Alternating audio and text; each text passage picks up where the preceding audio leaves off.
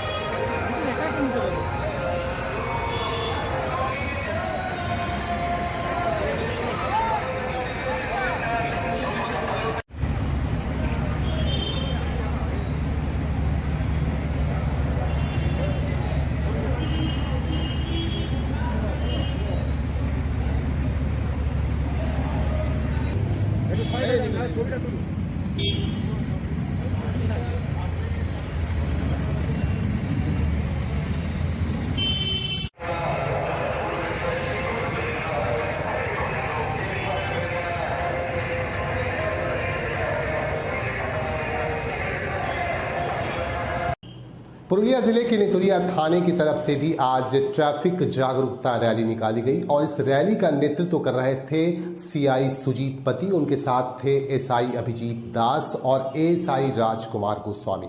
इन लोगों के नेतृत्व में रैली निकाली गई और रैली के दौरान लोगों को जागरूक किया गया और कहा गया कि बगैर हेलमेट के अगर आप चलेंगे तो आप दुर्घटना के शिकार हो जाएंगे। इस तरह की बातें कही गई, लोगों को अवेयर किया गया, लोगों को जागरूक किया गया। आइए दिखाते हैं आपको किस तरह से लोगों को जागरूक किया गया।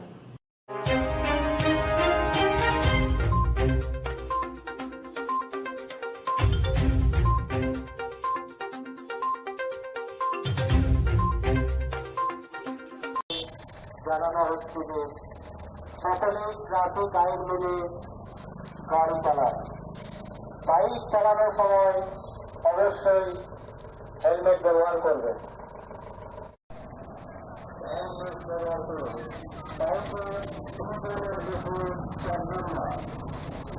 সমস্ত পথচারীদের এবং সমস্ত গাড়ি চালাতে নিষেধাজ্ঞা থানার পক্ষ থেকে জানানো হচ্ছে সকলে ট্রাফিক নিয়ম মেনে গাড়ি চালান। সকলে ট্রাফিক নিয়ম মেনে গাড়ি চালান। চার চাকা চালানোর সময় সকলে হেলমেট ব্যবহার করবেন।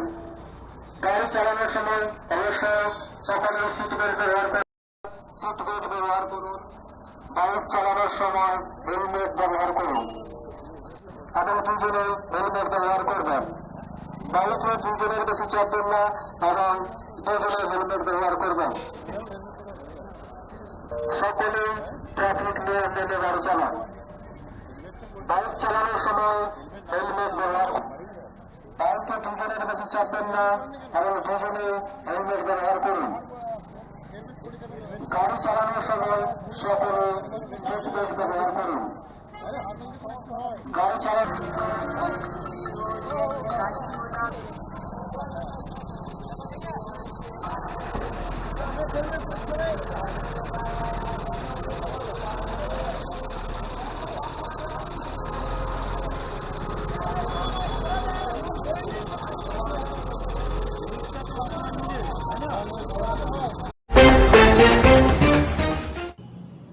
Federation of south Bengal chamber of commerce की तरफ से एक बार फिर से मास्टर प्लान को लेकर मुद्दा उठाया गया। तीसरी बार प्रेस मीट की गई और प्रेस मीट के दौरान पत्रकारों से बातचीत की। फॉसबेकी के पदाधिकारियों ने इस मौके पर खास तौर से मौजूद थे फॉसबेकी के चेयरमैन आरपी खेतान, उनके साथ थे महासचिव सचिन राय और दूसरे पदाधिकारीगण।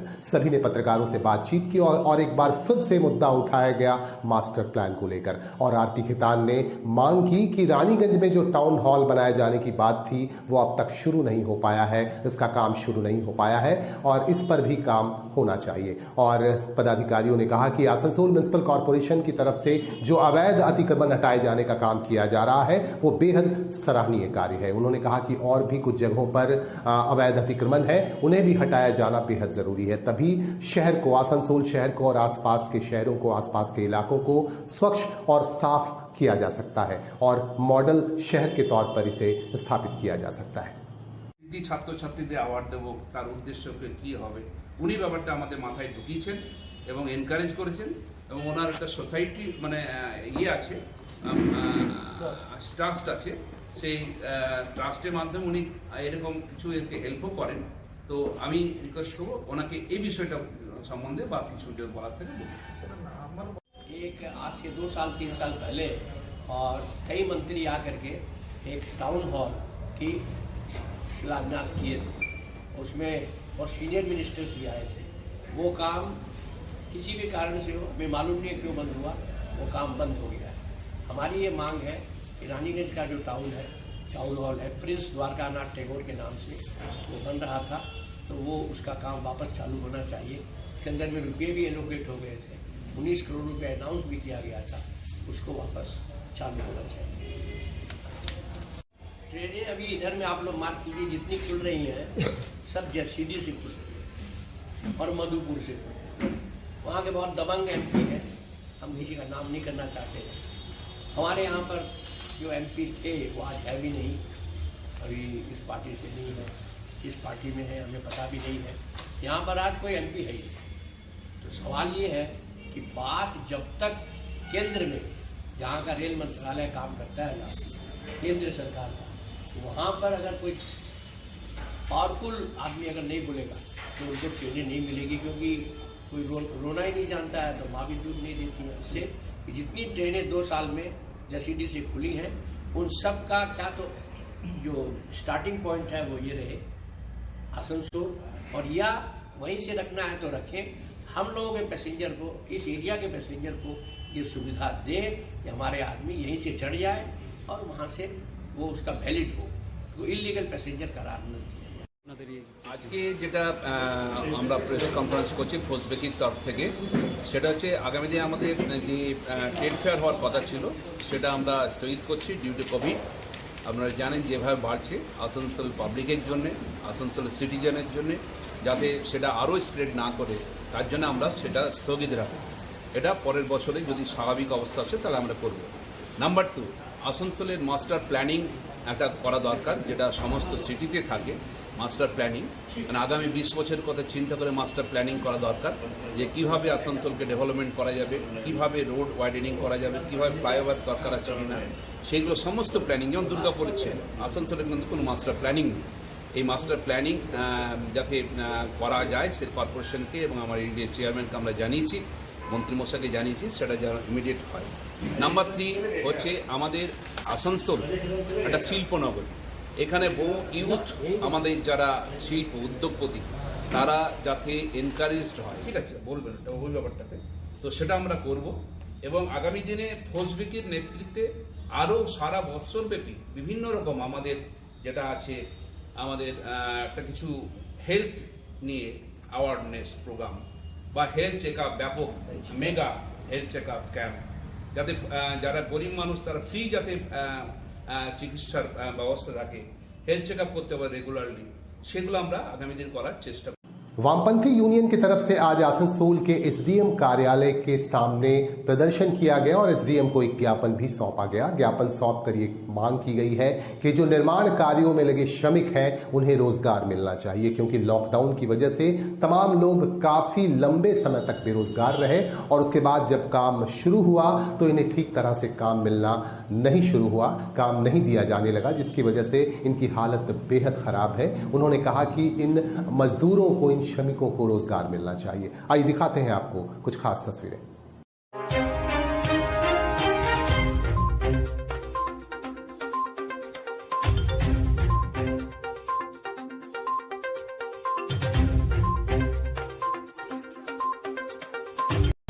इनकलाब जिंदाबाद जिंदाबाद जिंदाबाद, सीआईटीयू जिंदाबाद जिंदाबाद जिंदाबाद जिंदाबाद जिंदाबाद, निर्माण श्रमिक यूनियन जिंदाबाद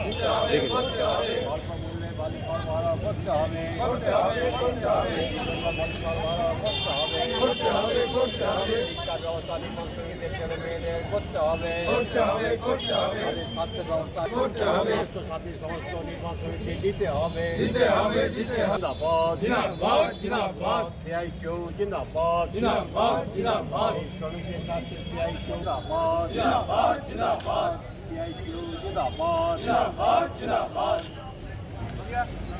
निर्माण कर्मी union, construction workers federation of India নির্মাণ শ্রমিকদের দুদিনের ধর্মঘট ডেকেছে।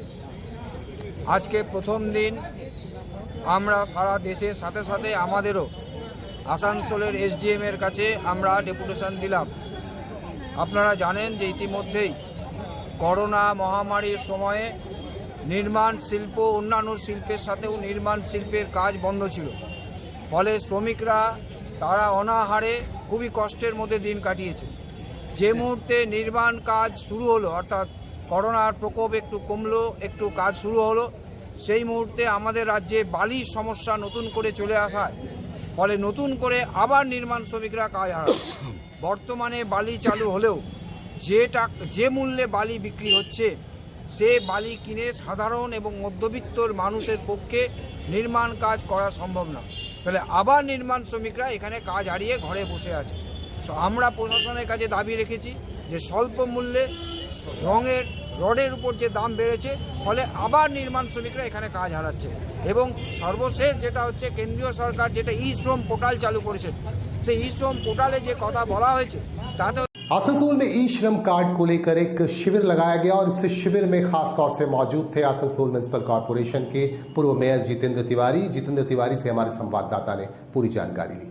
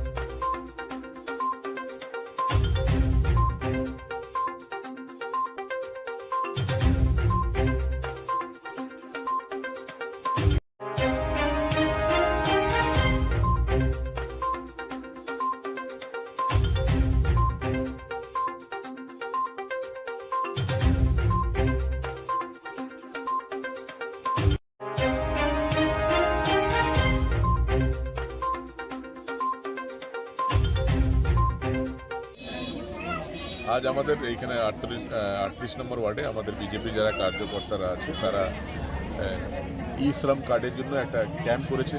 এর আগেও কালীবাড়িতে দেখলাম একটা ক্যাম্প করেছে। বিভিন্ন জায়গায় আমাদের কার্যকর্তারা ক্যাম্প করছে যাতে মানুষকে প্রধানমন্ত্রীজি যে পরিষেবা দিতে চাইছেন এবং আমাদের ভারত সরকারের যারা লেবার ডিপার্টমেন্ট আছে তারা যে একটা পোর্টালের মাধ্যমে পুরো তথ্য চাইছে যে কত আমাদের এই ধরনের শ্রমিক আছেন আনঅর্গানাইজড ওয়েতে যারা কাজ করে তাদের একটা তথ্য জোগাড় করা। এবং আজ আপনাদের জেনে ভালো লাগবে যে যেখানে ইন্স্যুরেন্স করতে গেলে বডি ইন্স্যুরেন্স করতে গেলে 4,000-5,000 টাকার সাবস্ক্রিপশন দিতে হয়, এখানে এই কার্ডটা করলেই 2 লক্ষ টাকা ইন্স্যুরেন্স তারা পেয়ে যাচ্ছে।